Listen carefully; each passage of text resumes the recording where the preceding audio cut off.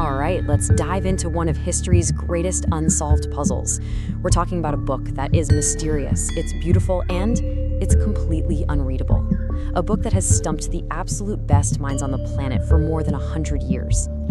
Seriously, what would you do if you found a beautiful, ancient book, but no one on Earth could read a single word of it? Imagine, elegant script, the wildest drawings you've ever seen, but its message is just gone.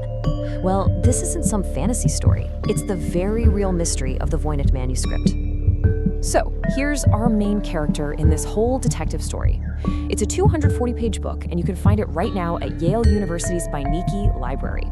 It's filled with this gorgeous, flowing script that absolutely looks like a real language, just not one that anybody's ever seen before. And the pictures? Oh, the pictures are something else entirely. We're talking bizarre plants, strange charts, and, well, we'll get to that. And believe me, people have tried to crack this thing. I mean, we're talking about the best of the best. The code breakers from World War II, the literal geniuses who cracked the Nazi Enigma code, they took a swing at it. And nothing. They came up completely empty. There's a reason this thing is called the Holy Grail of cryptography. It is legendary for being uncrackable. Okay, so how do you even begin to solve a puzzle like this? Well, you've got to start by treating the book itself like a piece of evidence at a crime scene. Before we even think about what it says, we need to figure out what it is. And our first huge clue comes straight from the lab. In 2011, scientists did radiocarbon dating on the book's pages, which are made of vellum, and the results were a game changer.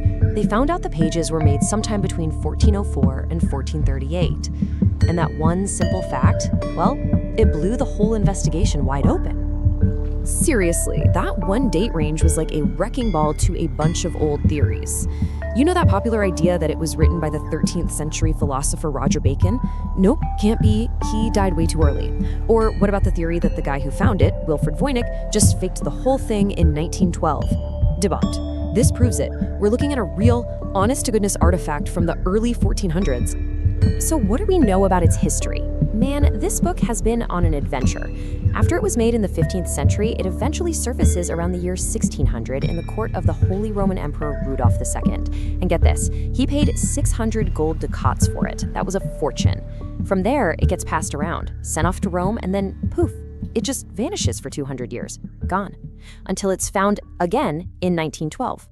And just when you think the physical clues are all tapped out, something amazing happens. A discovery from 2024, using high-tech multispectral imaging, found something hidden on the very first page. It was a note, an attempt by some owner back in the 17th century to crack the code with a simple substitution cipher. And it failed. This is so cool because it proves that even hundreds of years ago, someone much closer to the book's creation was just as baffled as we are today. The code is way more complex than that. Okay, so that's the physical book. Now let's look at the writing itself, because this is where things get truly bizarre. When you let linguists and data scientists loose on this text, they find patterns that, well, they just don't match any known language on Earth. It's like an alien language. So here's the central puzzle of the text. On one hand, it acts like a real language. For example, it follows something called Zipf's law, which is a pattern you see in pretty much every human language. But on the other hand, it's weirdly perfect, almost machine-like. It has very low entropy, which means it's super predictable, way more than a natural language. It has these strict rules, like certain letters can only go at the beginning of a word, and others can only go at the end. It's got the soul of a language, but the skeleton of a machine. And that's what makes this so fascinating. That Zipf's law thing, it's the #1 reason we're pretty sure this isn't just gibberish. You see, for a person to just make up random symbols and have them accidentally follow this complex statistical rule over 240 pages, it's basically impossible. So it's not random. There is a system here, for sure. Oh, but it gets even weirder. It turns out it's not even one consistent language. Researchers have actually found at least 2 different statistical dialects in the book, which they call Courier A and Courier B. They show up in different sections, the handwriting is slightly different, and they use different common words. So what does that mean? 2 authors? 2 different codes in the same book? Every clue just adds another layer to the puzzle. All right, so the text itself is a statistical rabbit hole. Let's pivot for a second and look at the clues that are literally staring us in the face, the illustrations. I mean, there are hundreds of them, and they are wild.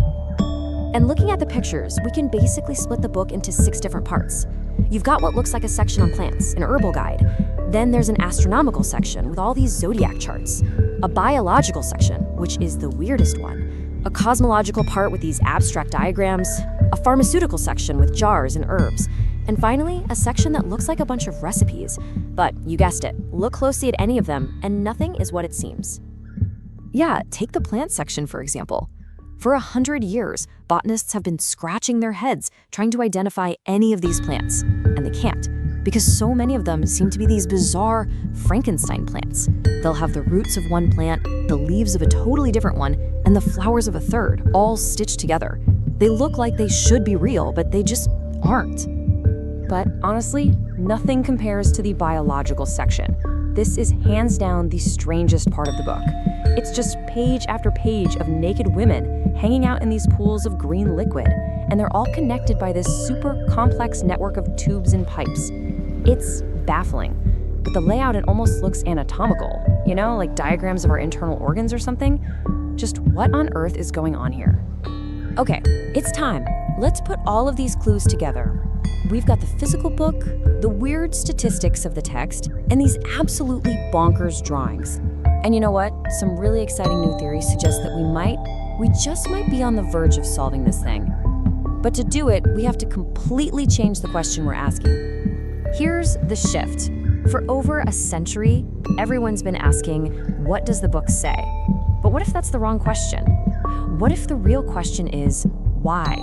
Why would someone go to such unbelievable trouble to hide this information so completely? Maybe the motive is the key. And that leads us to a really compelling new theory from 2024. What if the book is an encyclopedia of women's health?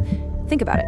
Back in the 15th century, information about gynecology, about contraception, that was forbidden knowledge.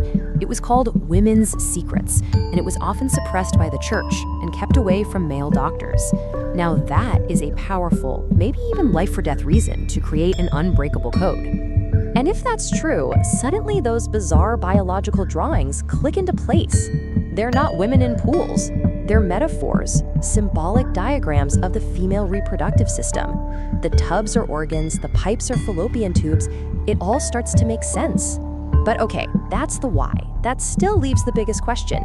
How did they do it? How did they make a code this good? Well, a proposed theory from 2025 offers a solution that is both brilliant and totally low-tech for the time. It's called the Decipher. Here's how it would work. Step 1, you write your secret text in a normal language, like Latin. Step 2, you create lookup tables that map every single letter to a bunch of different, unique symbols that look like words. And step 3, this is the genius part, you use a randomizer, something simple like dice, or a type of early playing cards called Nibe, to randomly pick which symbol to use for each letter. Now, the fancy name for this is a verbose homophonic substitution cipher. Verbose because a single letter turns into a whole fake word, and homophonic because each letter has lots of different options. And this method, it perfectly explains all the weird statistical patterns we see. The low entropy, the weird letter rules, even the fact that it follows Zipf's law. It's a way to create a code that looks and feels like a real language, but is almost impossible to break unless you have those original tables. So there we have it, a theory that might just be the complete solution, connecting every single dot. The book itself, an encyclopedia of forbidden women's medicine. The motive for the code, protecting that knowledge from persecution. And the method, a brilliant cipher using lookup tables and a bit of randomness that kept the secret safe for 600 years. Now, the final decryption isn't done yet, but we are closer than we have ever been to cracking this thing. And it really makes you wonder, doesn't it? If the secret behind the world's most mysterious book was this incredible story of protecting women's knowledge, what other secrets has history hidden away from us, right there in plain sight?